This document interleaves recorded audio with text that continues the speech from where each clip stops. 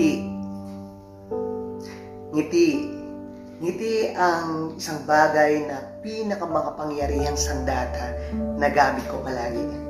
Ngiti ang bagay na dapat tinataglay at ginagawa ng lahat ng tao sa pang-araw-araw niyang pamumuhay. Kaya nga, kahit hindi kita kilala, ay ngingiti ako sa iyo.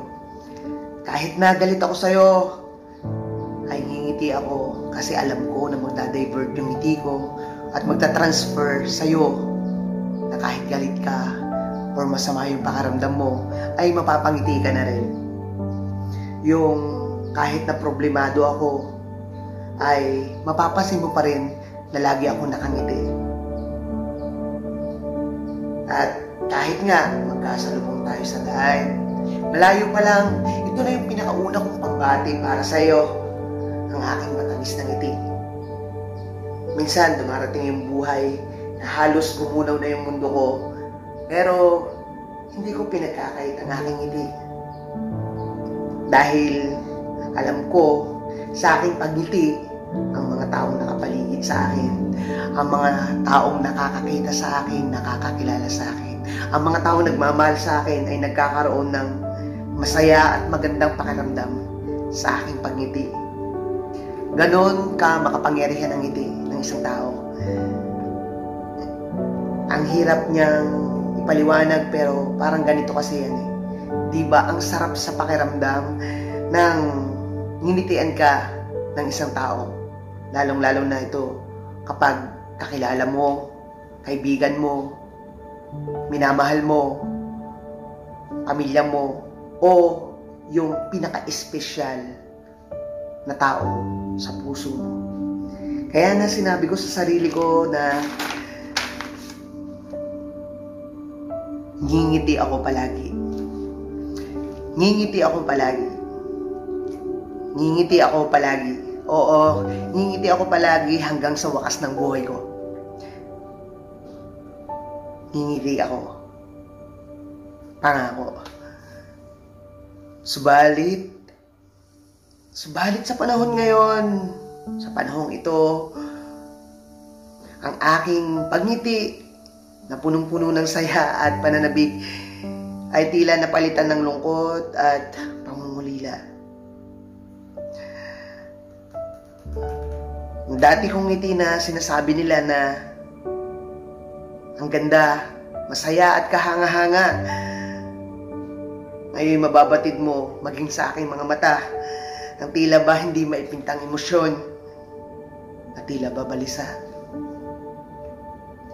Kasi ang dahilan ay ang matagal ko ng paghihintay, matagal kong pagtitiis, ay tila tinuldo ka na.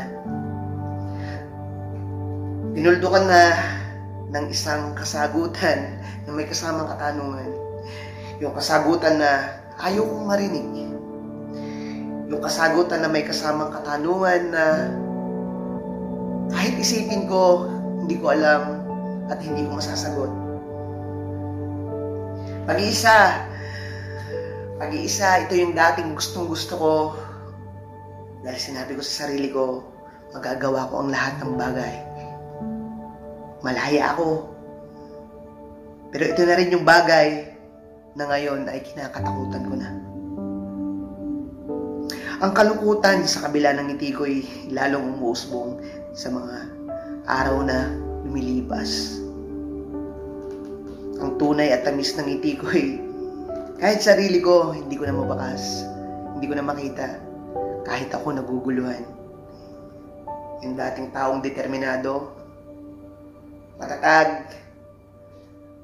Ngayon, heto, nangihina, nanglulumo, nalulungkot. Kaya, kahit ako ay nagtatanong na rin sa sarili ko at sa kanya, kailan ko ba madarama yung totoong saya, yung dating matamis ng ngiti, yung dating ako. Lumalayo ka na sa akin at may balak kang iwan ako.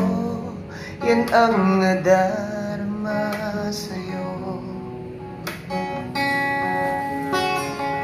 Ang iyong mga ngiti naglaho na tila sumama sa paglipas ng panahon. Ibang-iba ka na ngayon. Ano bang nagawang mali?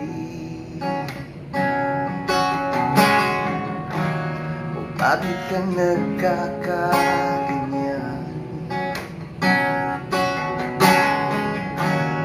Bakit di sabihin sa'kin nang malaman ko magkaayos tayo? At huwag kang magtampo. Ayokong dumating ang panahon na tayo'y magkakalayo. Hindi yan ang pangako ko. Huwag ka sanang magbago. Ang dami ng pinagdaanan natin, pero di naging hadlang. Kaya pakiusap ko, mahal, na huwag ka naman sa'kin bumitaw.